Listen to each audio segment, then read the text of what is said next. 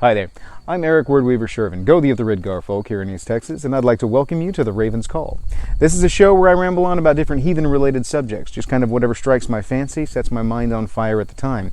Obviously, you guys can tell I'm shooting from a location this time, which is a bit unusual. I usually shoot from my office, slash studio, whatever you want to call it. And there's a lot of variables here I can't control, so please forgive if there's a bit of wind or if you hear the background noise, such as the copious amounts of crickets and birds that are going on. I'm filming from a spot on my property, about the only one I can get some fairly even lighting and is not directly in the strong gusts that are going on. So, this is, I want to give the big UPG warning at the beginning of the show before I get started. I am not a hardcore recon. I'm also not a fluffy bunny. I'm somewhere in the middle. Everything that you see reflected in the show today, or in any of my shows, is going to be a mixture of my own personal insights, experiences, as well as some of my own research and things like that. So, do understand that the views reflected in this particular video are not necessarily reflective of the views of greater heathenry as a whole. They're also not necessarily reflective of the views of my tribe as a whole. It is specifically my views and my approach at heathenry. So, and do forgive the camera angle today. It's a bit unusual. I'm sitting here trying to figure out how to frame myself, and it's being kind of ridiculous. So, before we get started further, a little bit of the housekeeping stuff. Down below, you're going to find subscribe. Please hit subscribe, ding the bell, give a thumbs up to the videos if you like them. If not, give them a thumbs down. I understand. Helps me kind of track what you guys like and what you don't. Please leave comments and feedback. Email, all that stuff is down below. I've got the Facebook group, which is where I do most of my interacting. Most of my feedback back and forth with my audience is through that. And so I like to push the Facebook group. If you guys want to be involved with the channel, then please join that Facebook group and let me know what you guys are thinking, what you guys want to see. I've got some networking stuff up on there. I've got a great post that I keep up that is the roll call post, where everybody that comes on, I encourage them to put what area they're from so that people can scroll through that and maybe message each other if, hey, there's a heathen in your area, and you can make a connection. So please check those out. Further, if you guys want to support the channel, I do have a book up on Amazon. It's the Saga of Bjorn Thorolfson. The link is down in the description, so you don't have to worry about how to spell it. Look it up, please. Pick it up. Anything that goes towards, all the purchases go towards supporting the channel. And I don't have a laptop or anything to work with. I'm working solely from my phone, and it's a thing. So all the proceeds from the book go to help support the channel. So it's there if you guys want to help out. Anyway, on with today's subject. Previously, you guys have seen that I talk a lot about grassroots heathenry, right? I focus a lot on getting people out, doing meetups, doing face-to-face interactions with folks, and I love it. It's probably the most important thing as far as community building right now. I mean, the most important thing is doing heathenry, doing your blows, doing your festivals, which is what I call festivals. Holy tides, holidays, whatever you want to call it. We call them festivals because it's a big celebration. We actually have a festival coming up. That's a tribal festival for us that is centered around the Vanir, as far as honoring the allies of the Aesir. It's a whole thing. I may talk about it at some point in time, but I'll come back to it. But anyway, the gist is, today is a great day for me because this is a day where I get to go out and have one of my Parkmoots. This is where I get to go out and meet with other heathens in the East Texas area, and we sit and we BS and we talk. I'm chasing mosquitoes. We get to sit and talk about all kinds of things. Sometimes we teach a class, sometimes we just visit, and it's a really cool experience. It's a really neat thing. I love doing Parkmoots. They're fantastic. And I've shown you guys on the channel before when I was doing the whole play with the screen capture thing so that you guys can see how I go about my setting up my Parkmoots and sending invites, orchestrating that. I want to show you guys a little bit of what it looks like at one of my Parkmoots. This is, of course, episode 99. Next week, we're going to do the big blowout, episode 100, where I do it's like a 50-minute long episode at this point. I've got videos that people have sent in. I ramble on about artisanry and heathenry. I get all emotional and thank you guys for, getting us to episode 100. All that typical, stuff. But first, I want to take you guys behind the scenes and maybe show you guys a little bit about what's going on at a Parkmoot. At least I'd like to. I'm going to try and see if my people are okay with being on camera, and if they are, maybe get somebody to talk to us. We'll see. We'll come back to it here and in a few and see what we've got going on. So I make no promises. I haven't shot that footage yet, so unless I go back and reshoot my intro, we'll see. But we're going to come to you live next from the park here in East Texas, where we're going to show a little bit about a Parkmoot. And before we go, the idea behind what I call a Parkmoot is literally it's a meetup in a park. I know a lot of people that will use like pub moots, or library moots, or whatever, book moots, or just hangouts, or whatever term you use. You don't have to use the term moot, all right? It's just a kind of fun thing I do. It's not like it's a historically accurate kind of thing. Moot is actually more of a formalized meeting than what we have here. This is simply just a meetup in a park, but calling it park meetup sounds less heathen-y than saying Parkmoot.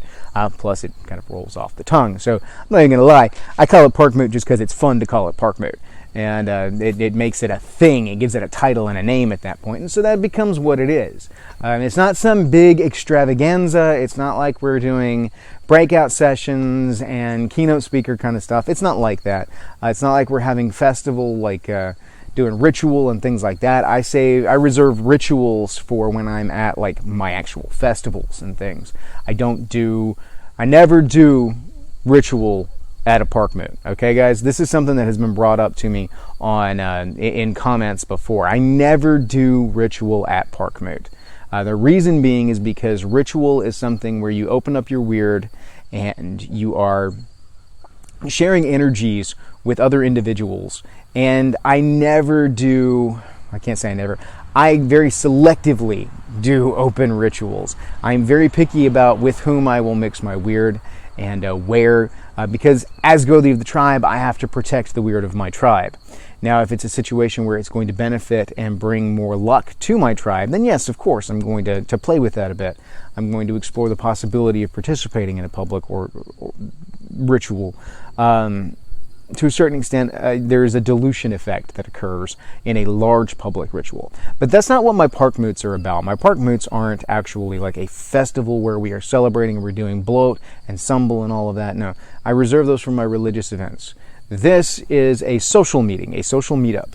And so I will do activities. I've got a wonderful little activity on Weird where there's a ball of yarn that's tossed back and forth. And one of these days I will try and find a willing group that will let me put that on camera so that I can put that up on YouTube for you guys. But because it's not actually a ritual, it's just a teaching tool. It's a class to show the interaction of the webs of weird.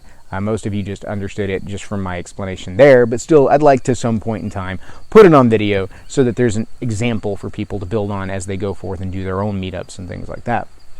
And we'll do activities like that. We'll play games. A lot of times we'll just sit around and geek out. I don't always guide the conversation at these things. Frequently what I will do is let them kind of talk about whatever they want to talk about, because it helps to build that camaraderie. It helps to build relationships with each other. Now, a lot of people will say it helps to build frith.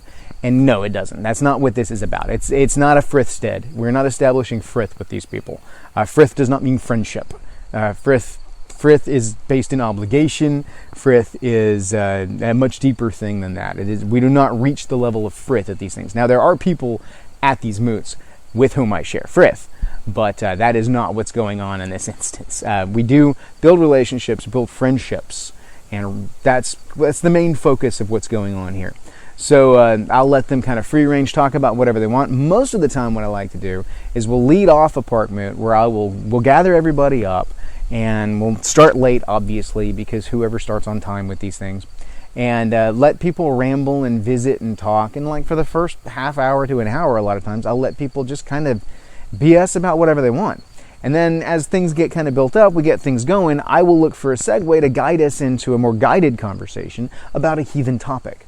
And we've talked about all sorts of things while we're up there. We've talked about heathen funerary rites. We have talked about Vatir and proper gifting. We've talked about the gift cycle. We've talked about social structure. All the things that I talk about here on my YouTube channel are the kind of things that we will talk about in a Parkmoot. A lot of times, my most recent video on YouTube will spark a conversation at the Parkmoot, or conversation at the Parkmoot will spark my next video. That's happened both ways several times over the years, and it's just kind of a neat thing. So hopefully, fingers crossed, we get some decent B-roll footage over there, and maybe I can get some interviews and stuff going on. That's my hope. That's my dream. We'll see. So here's hoping. So without any further ado, I'm going to let it go here. We're going to pick things up from the Parkmoot here in East Texas. So see you guys in the park. Alright guys, field trip time. Here we are at the Parkmoot. This is at Southside Park here in Tyler. This is where we host our Parkmoots for East Texas Heathens, which is ETH. You've heard me talk about it before. You can see my group back there in the back. We're all hanging out and talking and BSing and stuff. And we sit here and talk about all kinds of things. Now this is a great little park. It's a beautiful park. And we come out here and we visit and we talk about all kinds of things. You guys have heard me talk before about setting up these Parkmoots, about doing these things. Sorry for the shaky cam. I don't have my normal setup, so I'm sitting here trying to stabilize the camera myself, and it's a little janky. But setting these Parkmoots up is actually really simple. I just go through and I create an event on Facebook. I've done the video on it before to show you guys how I go about doing that. I put it out there. I invite people I know that will come, and then I put it out on as many meetup group pages as I can. I have the East Texas Heathens group that I actually put it out on the main page. And then I also go through and like local area event pages.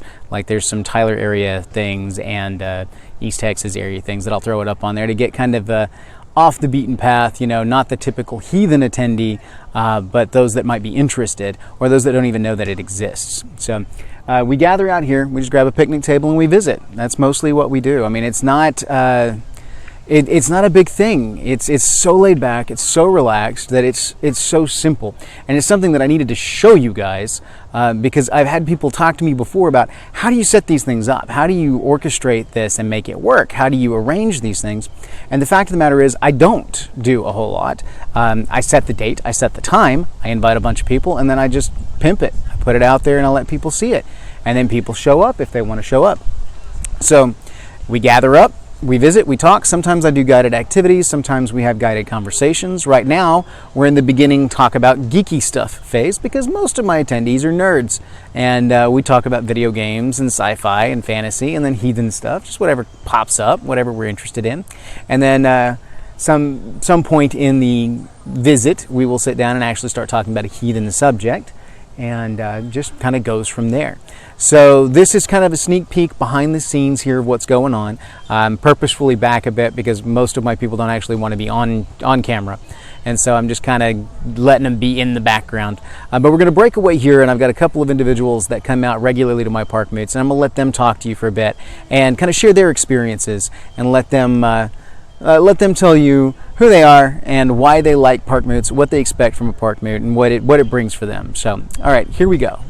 All right, guys, here we're going to set up and do some of the interviews. So I'm set up at a picnic table here nearby the actual Parkmoot. You can see it still in the background over there. And the first one I'm going to interview is my little brother, Kirkland. And he's really cool. He's got his own kind of insights into things. He's more of what we call a cultural heathen.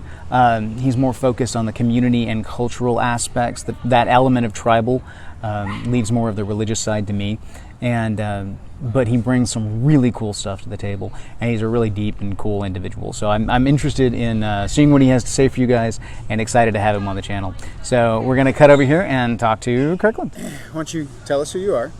I'm Kirkland Sjerven, brother to the man of the channel, but I am more a community-centered person. I like hanging out around my people, anyway. They're a great crew to hang around with.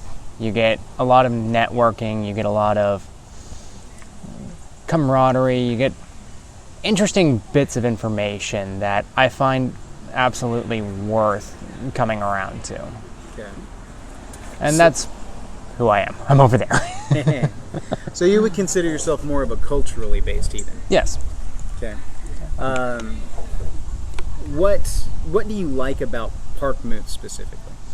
Parkmoots, I'm going to say, starting off, the first thing I always like about it is atmosphere. It's got a very nice, calming, relaxed energy, even though you could be talking about something heated, or we could be just jazzing it up with whatever conversation we have. But no matter what, your entry point is a nice, calming, no matter what you do. And then you can enjoy the energy as it spikes and lowers and spikes and lowers. So, would you consider this to be kind of a safe place to come and talk about heathenry and heathen-related subjects? Yeah, I can definitely say that you're able to, in fact, we're all able to express some more of our, not deepest secrets, but things that we could divulge without feeling in danger. You know, it's not what you're going to tell your boss, not necessarily what you're going to tell a good friend, but just a step beyond that. Not, here's my deep life, but here's what's actually going on. So, what kind of things do you like to see in a Parkmoot? I like seeing a lot of things, honestly. It really depends on what the flavor is of the day. I like seeing the activities go on. I like seeing how every once in a while, and it needs to be towards not the main point of it, but every once in a while it's nice to see everyone get together and see how we function as a group in relations to an activity and how we relate to heathenry as a whole. I also like seeing when we're just enjoying downtime, being able to just talk about whatever we want and then eventually lead into an actual discussion. I also like seeing when we bring up little interesting tidbits and just debate on it for a while. You know, I like seeing all sorts of different little things. So, with regards to tribe, and how tribe interacts with, say, a group like East Texas Heathens, how important do you feel it is that we keep the tribe itself as an organization separate from the meetup group and what it is? The two interact, obviously, but like East Texas Heathens isn't Ridgar, yes, and Ridgar isn't East Texas Heathens, and there's some reasons for that. But how do you feel about that? I understand and agree as to where it is right now. I think there needs to be a certain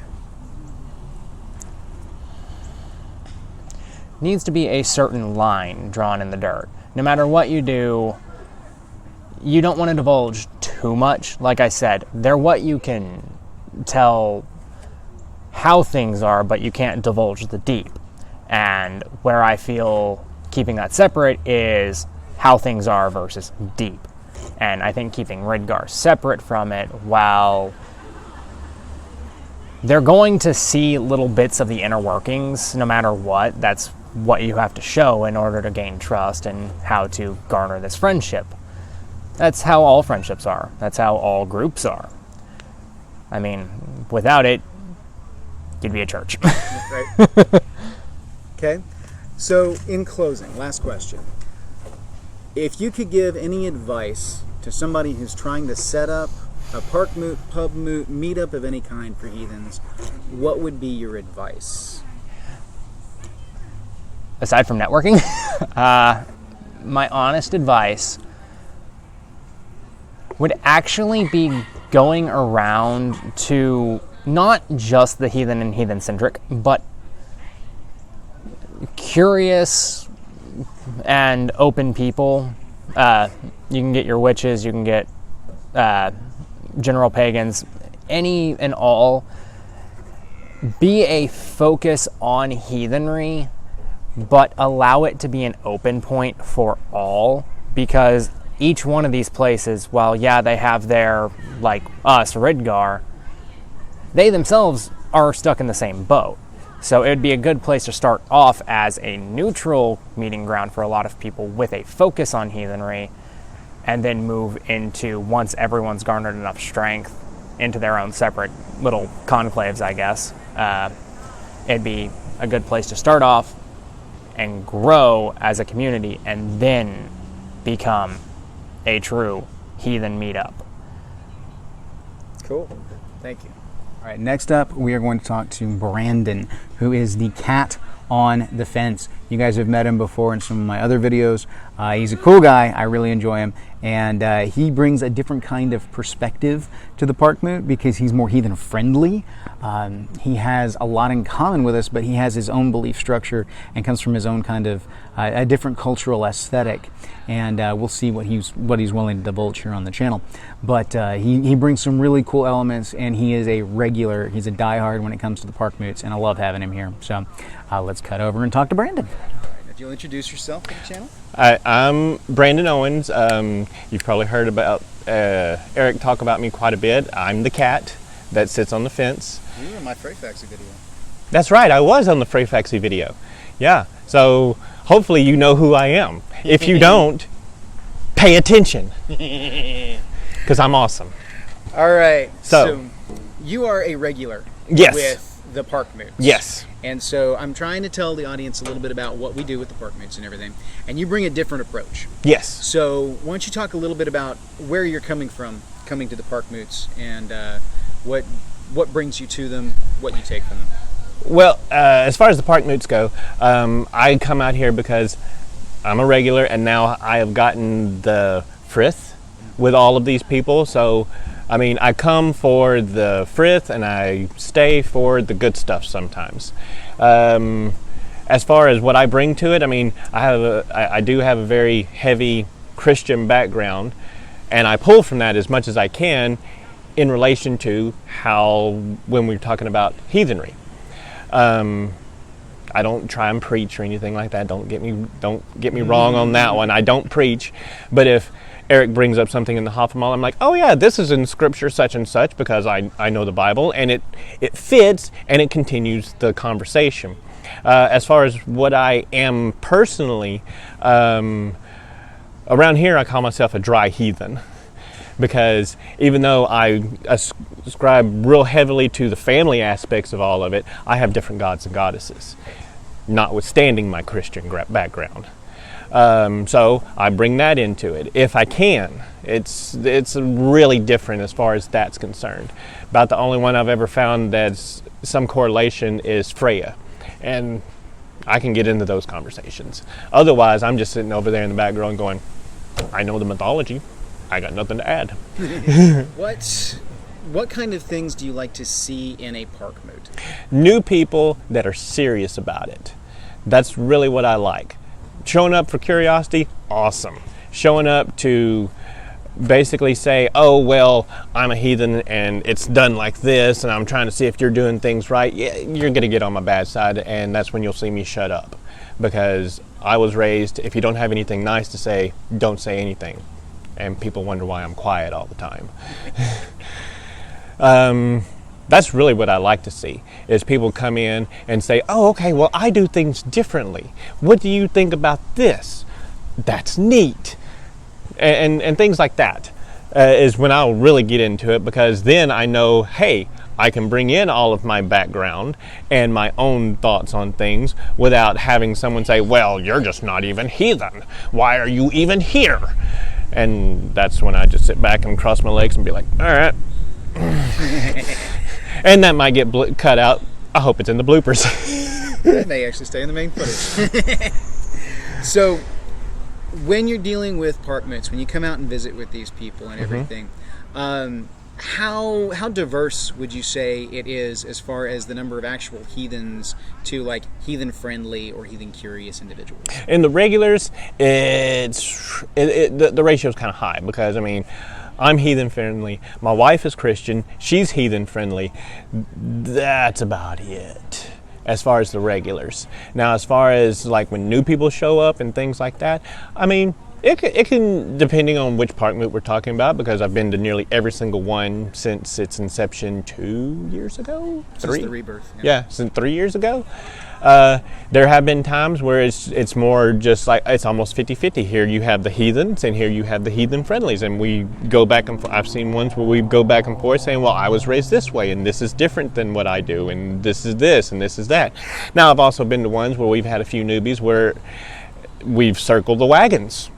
I mean, almost literally, where we're all over here and we're being quiet, and they're over there spouting folkish things and other things like that we don't like. So, what would you say to somebody who's like starting up their own like meetups and Parkmoots and stuff? This is going to be a two-part question. Okay. First part is piece of advice. Piece of advice: pick a day where almost anyone can come. That's like right now, we do it on Saturdays around 3 p.m. Even the people that work on Saturdays can usually make it, and that's what you want to focus on. Second thing, centralized location. If you have someone here and here and here and here, make it to where everyone can drive almost no more than 30 minutes. Now, there's going to be some people that'll have to drive an hour, and the cooks, they drive, what, 2? Almost 3. Almost 3 hours, but they're regulars and they're fairly dedicated to. Also a tribe. They're also a tribe. they're fairly dedicated to doing it. So you will have some stragglers, but that's a good piece of advice. Centralized location where 15 to 30 minute drive, no matter what. And for the people who aren't in Texas and realize and think that is a long drive, it's not. It's really not. 15 minutes. I drive 15 minutes to the store. Right? We Texas is a whole other place. If you say, oh, it's only about 15 minutes, and everybody else in the world goes, oh my gosh, that's far. And we're like, no, it's not. We can drive 3 hours and we're still in Texas. Right. So the second part of that question then is, what pitfalls would you say that the newbies setting up these kind of meetups need to watch out for? Interested. If they mark interested, but they don't mark going or not going, write them off. You are going to attract some nuts. Every group has them. Every group has them. There will be nuts. You will attract them. Best thing you can do is try not to entertain them or humor them. Just look at them. If they say something just really off the wall, just look at them and say, you're full of shit. I'm sorry, I shouldn't cuss. You're fine. You're full of poop. That's going to stay in there. And then just say, and then that's it. Don't tell them they're not welcome. Don't tell them you're a bad heathen. Don't tell them that. Just look at them and just real calmly just say, you're full of poop. And just leave it at that. And it'll take care of itself. It really will. Let's see, another pitfall that's really difficult. Complainers. And naysayers, complainers. More than likely, depending on where you are, you will attract Bible thumpers if it's broadcast enough. You will have people show up and say, well, the Bible says this and the Bible says that, and did you know you're worshiping demons? I didn't. Did you know that? I didn't know that. Yeah, you're going to attract those more than likely too. What else? What else as far as pitfalls and these type of things? Don't expect everybody to get along. There's a good one. Even the good ones, you're gonna have cliques. That's just how it is. I mean, unless that the entire meetup is nothing but tribe or inning guard, you're gonna have cliques. And the only thing you can really do at that point is just say, you don't like each other. Don't talk to each other.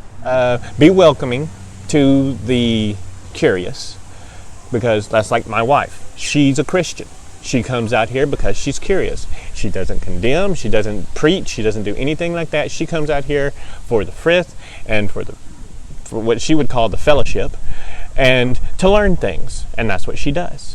And if you have people there that are like that are like, okay, I'm not going to convert anytime soon, but I'm still curious and I want to hear more, be friendly to them. Don't look at them and say you're not welcome, because that's when you'll start having like 3 people show up and nothing will get done. So that would be the best piece of advice I could give on that one as far as closing. So, I'm Brandon, the cat that sits on the fence, that watches everything and sees all this stuff, and I'm going to go now. So, you have fun. All right, last up, now we're going to talk to Patrick over at, you guys have probably seen his channel pop up. If not, you need to check it out, The Asa Truman Show. I'm going to let him give himself a little bit more of an introduction, but he does his own little heathen podcast, kind of like what I do here and what Jesse does over at Midgard Musings, but his is just his own little take. He does a little video and some spin over on audio, so you guys should check it out. Look up The Asa Truman Show. I got to give him props for the name anyway, because that's just awesome. I mean, who comes up with The Asa Truman Show? That's too cool. So without any further ado, let's cut over and talk to Patrick. All right, Patrick, if you would, introduce yourself for the folks. Oh, my name is Patrick Golden. Okay, you may have already seen me before from The Asa Truman Show. Yeah, I'm over here actually with Eric the Word Weaver, okay, over at their Parkmoot. Okay, come over, we decided to come on out, wanted to hang out with some actual heathens and actually spend some time in real life with them. Yeah. I got to give you props, by the way. I love the Asa Truman name. That is clever to a level that is near and dear to my heart. As the Word Weaver, props on the play there. I love it. So you've been coming to our Parkmoots now for a while. Yep. So what would you say is what brings you back to them? What do you enjoy about Parkmoots? Actually getting to spend some quality time with actual other heathens in real life. You know, most of the time, I am stuck looking at just names on a computer screen. Right. On it, every now and then, we'll get the video chat, but for the most part, what you get is just the names on the screen and just text. On this here, with it, you actually get to see heathens face to face, and actually get to interact with them, and it just charges your batteries like there's no tomorrow. Yeah. Right. So what kind of elements in the Parkmoot do you like to see? The way we do our Parkmoots, what kind of things stand out to you as far as like the conversation style, the activities? What do you see in a Parkmoot that you really enjoy? Again, just getting to interact, and also just the talking about current events and just whatever is thinking on the time, like where we were talking about the tier a couple of moots back and everything. That was just it was a learning thing for me, honestly. That and also the runes say that time. Right. With it, I learned things about runes from you that I had never even found in any of the different texts. So you would say that the chance to network and to learn from one another is like a gold mine. Oh yes, it is great. Okay, I have been able to, and also get to talk and be able to share my own viewpoint. Okay, much more, and getting to actually interact and get a sounding board back, because when you're on the YouTubes and everything of this nature, you get maybe 1-2 messages of, hey, this was a great video. Okay, that really doesn't tell me that. I know that feeling. Yeah. So, all right, you've been coming for a little while, but I know from experience working with you that you've also tried to set up some things yourself. Yes. Over there in the DFW area. And what kind of successes and failures have you had with that? Okay. The failures have been primarily the ones where I'm trying to actually rig at a coffee house or someplace the quote-unquote just meet and greets. With it, maybe biggest turnout I've had is maybe 3 people. Mm-hmm. And unfortunately, two of those 3 were hardcore recons, and yeah, that got interesting. Yeah. But when actually going for, say, gaming nights, I've been actually having the gaming night over at Madness Games and Comics here, where doing the Neffeltoffel and several other of the heathen games. That has been having a really good turnout. I have had up to 4, 5, sometimes as many as 6 people coming out and actually coming out, seeing what the gaming is about, and not even all of them heathens, wanting to say, hey, we saw this on Facebook, what's it all about? And get to actually share with them what the history of the games are. Okay, here's what actually the Norse culture is all about, here's what heathenism is all about. Very cool. So where we have more success over in our neck of the woods doing like the meet and greet and conversation thing, you actually see more success in something that's centered around a specific activity then, right? Yeah. Okay. Like I said, for me, it's primarily Nefertofel. Right. That has been the game. I actually had the big tournament here just a couple of months ago. And after it, we had a fair good turnout for it. So I decided to keep it going there maybe once a month. Okay, and it's been just slowly building over time there of more people coming out. Okay, and me actually posting online saying, hey, here was what happened with this, and having some pictures. Right.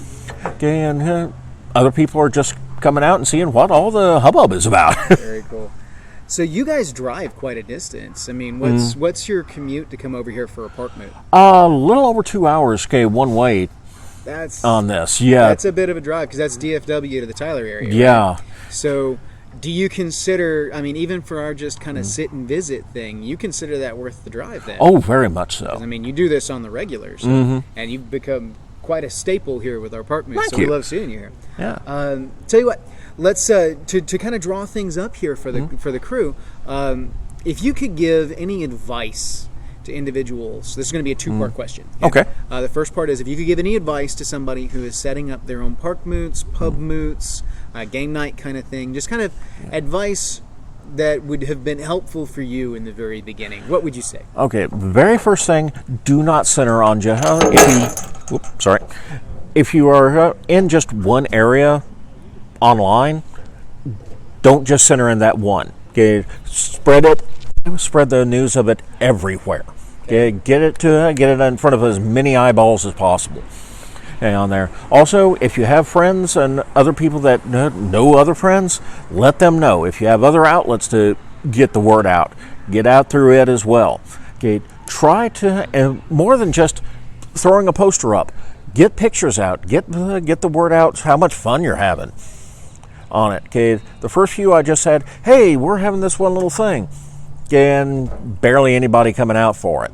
Also, try to be specific with what you're having. Okay, well, I was not very specific initially, and I got those hardcore recons. Okay, I have now learned to, okay, if you want a certain type people, say, okay, the group that we're having is this. If if this makes you uncomfortable, don't bother coming. Yeah. All right.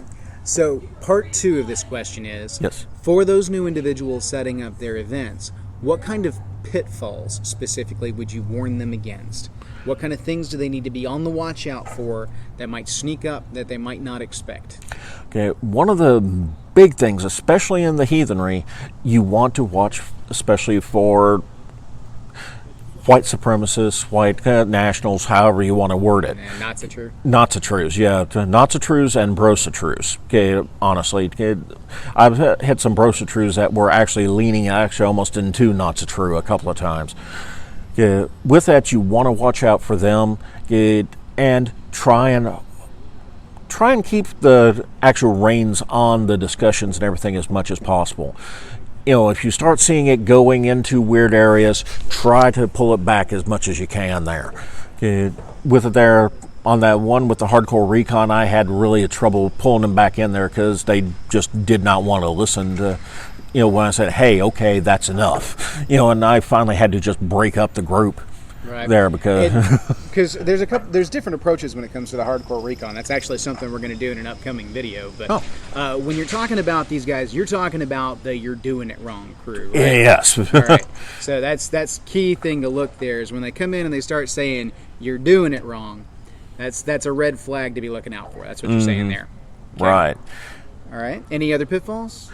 That's the main one I have hit so far is just with that, or also just sometimes making sure that it's someplace where you don't have to always spend money for it, because a lot of people, they don't have near the funds nowadays for it. Yeah, I completely agree. Hence why we do ours at a park. Yeah. No funds at all. Yeah. So, all right. Well, then to draw up, let's go ahead and close this out with, since I don't have a video for you in the montage for episode 100, this is episode 99. Why don't you give us just a quick little shout out for your YouTube channel one more time, and maybe talk about your audio podcast real quick. Yeah, with my YouTube, has been the earlier episodes of mine, okay, just do a search on YouTube for The Asa Truman Show. Unfortunately, I don't have the long delineated string. I never got enough subscribers on there to actually have a custom URL on there. Yeah, I got that. And for the newer stuff, where I've started on Anchor, you go to anchor.fm/asatruman-show. And of course, being an anchor.fm, that's going to be on like a ton of different just providers. everyone. So you can do like Amazon, the Google, the Apple podcast. Just do a search on whatever podcast platform you have there. Just do a search for Asa Truman Show. 98% of the time it's going to show up on there. Podbean, as far as I know, has been the only one where it hasn't shown up on, and I'm still trying to figure out exactly how to link up on that. Yeah, I don't know that anchor.fm does that one. But Okay. All right. Well, thank you for your time today. I really appreciate it, and we hope to see you on the channel again soon. Yep. And we'll cut back to the channel now. Talk to you later. All right, guys. I hope that was insightful. I hope that showed you a little bit about what we do here in East Texas through East Texas Heathens. East Texas Heathens, of course, is the group that I set up as a meetup group. It's just a Facebook meetup group. It's not like an official organization or anything like that.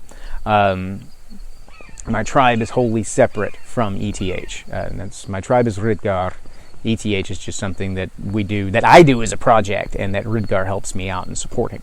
It's my own personal thing that I started up with Mike Spires ages ago. So anyway, I hope that showed you guys a little bit about what we do with those deals, what those kind of events can be like.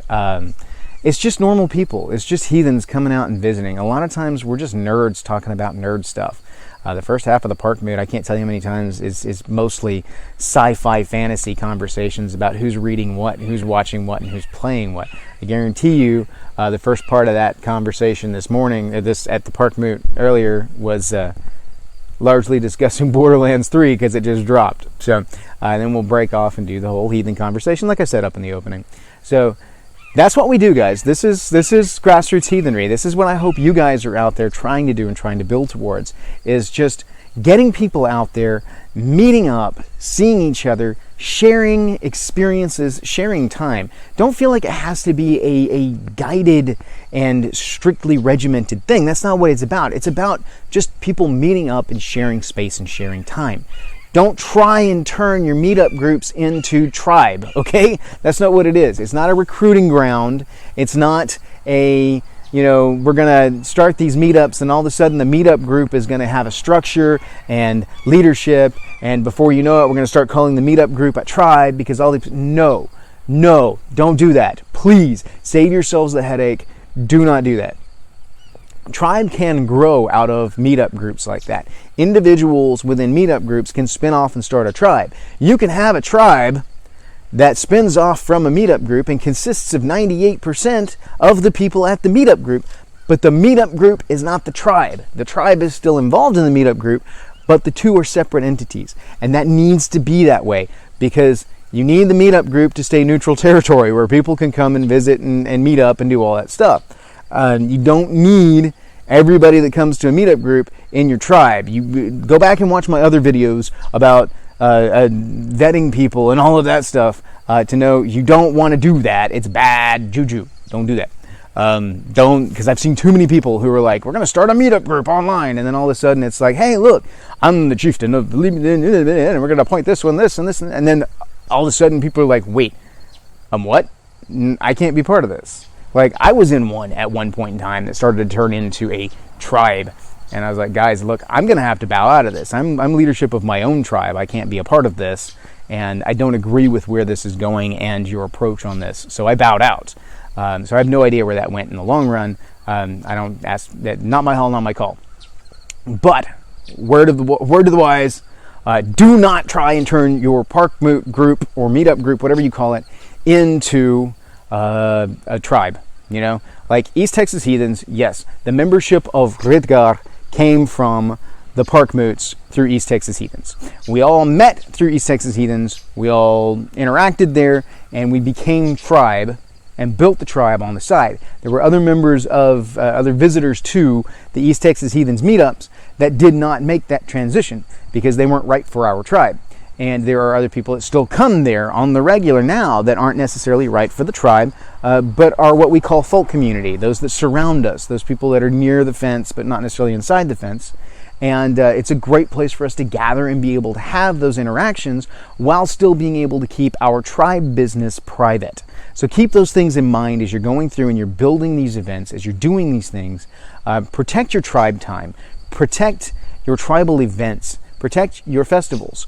Don't feel like they have to be open, because things like Parkmoots and Pubmoots can be your venue for that.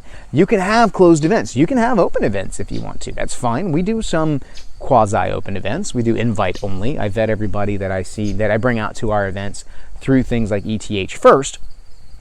But we have some quasi, like, invite-only events and things like that. We don't do any, like, true open events right now.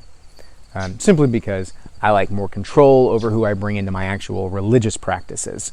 I'm probably not going to be doing any actual open religious practices in the near future, if ever, simply because that leaves the door wide open for all kinds of negative influences to come in, or at least uncontrolled variables that I'm not looking to bring in and damage my well. I have to protect my well first. I will help build grassroots heathenry through things like East Texas Heathens and through my YouTube channel. I'm not going to do that by opening the doors of my tribe up to just anybody in the world. So I hope you guys get what I'm getting at there, and that you recognize you can build community in your area without necessarily opening the doors of your tribe too wide. That's the neutral territory, the grithstead that is a meetup group like that. You can create a space where you can meet up, you can visit, you can talk. Like for us, we're not folkish. We don't have any folkish leanings with our groups at all, and tend not to get along with folkish groups. As a result, doing things like Parkmoots allows me to interact with people and recognize elements that we don't necessarily want as part of our tribal developments, as part of the energies tied to our tribe, and we can, set our boundaries there appropriately, politely, and whatnot. But I can protect my tribe as far as the elements that I actually want involved in that, etc., etc., etc. So you guys need to understand that, regardless of what your approach is. Understand that the meetup group is an area where you can get a measure of the rest of the world. It's a neutral ground. You can tell whether these people are people that you want involved in your festivals or not, whether these people are people you can even interact with or not. And I will tell you, if you're in charge of and leading a meetup group like my Parkmoot group or whatever, you're going to have to exercise some control over who comes out there. Because if you have a certain element that you do not want present, such as racially biased ideologies and things like that, you're going to have to put your foot down, and you're going to have to police that coming in the door. You're going to have to kind of vet people coming onto the meetup group page that way. I do a group specifically so that I have that kind of control, and I don't always get to police every minute detail. I know there's some people that have snuck through on the ETH page that do fall into that racially charged area, but they don't necessarily plaster it all over their Facebook page. If they plaster it all over their Facebook page, they're probably not getting in the group, because I don't necessarily want to bring that into the group. I don't want that present there, No knots are true in the house. Sorry, guys. That's not how we roll. So, anyway, keep that in mind. You've got to build your own barriers, build your own boundaries as to, what's going on with your group. And I guarantee you, if you offend people if they're people you don't want at your group and you offend them and don't invite them out, they're going to go off and create their own spin-off group. That's happened to us here. I've had to chase off some individuals. We've had to interact with some individuals before and indicate that we are not the place for them, whose ideologies did not jive with the greater ideologies of the group, especially in that it was one that I was heading. There was some heavily charged racial ideology that I just wasn't going to play ball with. And so they spun off and created their own group that was okay with that. And so the twain shall meet at that point. And that's, not my hall, not my call. So keep that in mind as you go forward. Set your boundaries where you will. Be ready to police those boundaries as you need to. It is a grithstead. You declare the grith. You declare the stipulations of said grith, the rules by which people need to play in order to maintain grith in the grithstead. So as long as they're willing to play ball, then they can be in the field. If they're not willing to play ball, then they don't need to be in the field, and you need to feel empowered enough to be able to police that for your people. Otherwise, it's not going to be that safe space, and individuals that you do want there are not going to be comfortable coming out there. And strong-willed individuals will come in and try and take the reins from you if you're the leader. And, it's one thing to have somebody you trust that comes up and kind of organically becomes a leader. It's another to have someone who, through cult of personality, tries to come in and force their way in and gain control, because they're going to derail what you're trying to do there with the group. And so you kind of need to keep an eye out for those things too and kind of set those boundaries as is appropriate. Otherwise, you may end up with some issues, and they may hijack your meetup group and turn it into their own little cult of personality. I have seen that happen with groups before. I've had people try to do it with my group before, but I've managed to put a stop to it before that happened. So anyway, thank you guys. Appreciate it. This was episode 99. Hopefully you guys enjoyed it, and hopefully we got some decent footage out there at the park. Obviously, I haven't filmed that part yet, so we'll see how that goes, or you will have already seen how it goes, and I'll see how it goes here in a bit. Time travel's funny that way, but whatever. Wibbly wobbly, timey wimey stuff. So, thank you guys. Hail. May your hearth fires burn bright.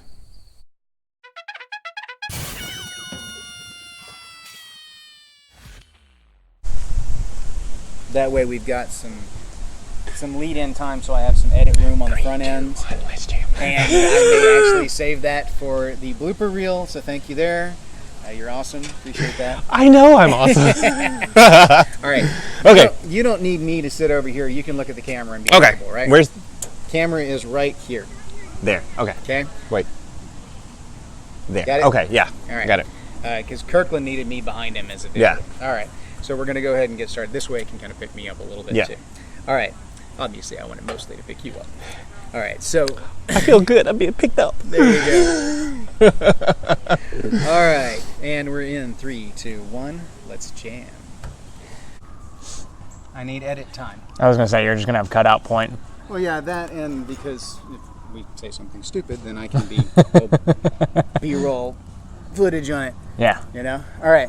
So you should be able to just kind of look in my general direction. Which Yeah. should be okay. I'll be doing up and downs for the most part. You're cool, man. You're cool. And honestly, I spend half the time looking at my face on the stupid camera anyway. So Yeah. I end up going back and forth myself. I've to train myself to look at the camera itself, because at close range, it's really hard. It's very easy to tell that you're looking at the screen instead of the camera. Mm-hmm. At range, it's not so much because the angle's less. Yeah. But the closer you are, the more evident that it is that you're looking 3 inches to the left or right. Yeah. All right, so. All right, we're going to play with this. I don't think I'm going to be able to make this work. Son, it's killer, man. There is just no beating it. Tell you what, filming on location, speak with a cigar in my mouth, filming on location is difficult because you can't really, there's too many variables you can't control, just a little filmmaker 101 aspect here. I can't control the wind, so I don't know until I listen to this just how bad that wind is going to be. I have a feeling it's going to be pretty bad despite having the whole microphone aspect going on here. I can't really, because of angles of shot, I can't really change my angle to the microphone, and lighting is what it is. It's constantly changing because it's kind of a partially cloudy day. I wish it was a fully cloudy day. Best lighting is on a cloudy day, when it's just radiant light coming through. It's not super washout. It's nice and kind of a soft light. Beautiful. Love that kind of stuff. But what we have going for today, unfortunately, is just kind of what I can work with. I may end up scrapping all of this footage, or it may end up being on B-roll somewhere. I don't know. We'll see. See, I can't control the birds. So many things I can't control, which is why I usually film in my office studio, whatever you want to call it. Kind of a horrible kind of studio, but it's my office nonetheless, usually where I film. So, I don't know. This is all B-roll footage anyway. I'm going to try and get some B-roll footage later. So, we're going to talk a little bit about what's going on. And, rock on, sorry, I had a message on my phone. And you guys don't see that a lot of times. I get distracted because of like text messages and stuff. This is what happens when you do everything from your phone. So anyway, I guess I can hold it. All right. So we're going to try this. We're going to talk about Parkmoots here in 3, 2, 1. Let's jam. Man, I hope this wind isn't completely blowing out my microphone. I'll tell when I go back and check this footage. But yes, next week we're going to talk about crap. I didn't do any of my warnings or any of my friend and stuff, so scrap it. Ooh-wee, gods. Oof-da. Oof-da, son. Crazy. All right. Look, I only have so much time, so I'm going to try this. I think, gods. I don't have a shady spot to film and have a decent angle and no wind that doesn't have just a horrible backdrop. This is a show where I ramble on about different heathen-related subjects, just kind of whatever strikes my 3, 2, 1, let's jam. More B-roll footage. You guys don't understand how difficult it is sometimes when you're trying to film on a location to be able to get, so thumbs in front of the camera, to be able to get an actual like still camera shot, an approach that's like not horrible, and yet here's what I have. You know, what am I going to do with that? I don't have a real tripod. I've got a little tripod that I use to prop my phone up on. I do all kinds of weird stuff to make my stuff work, but I don't have any easy fixes. I don't have any good stuff, and I'm out here in my junky work area outside, and it's not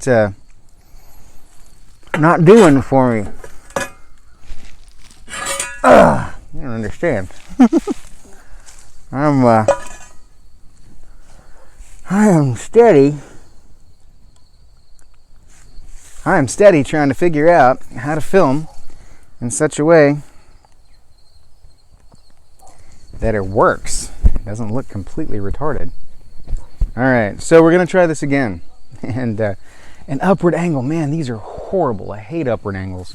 I wonder if I can drop it just a bit and just back up some. All right. There we go. Maybe I can squinch a bit. All right, so we're going to try this.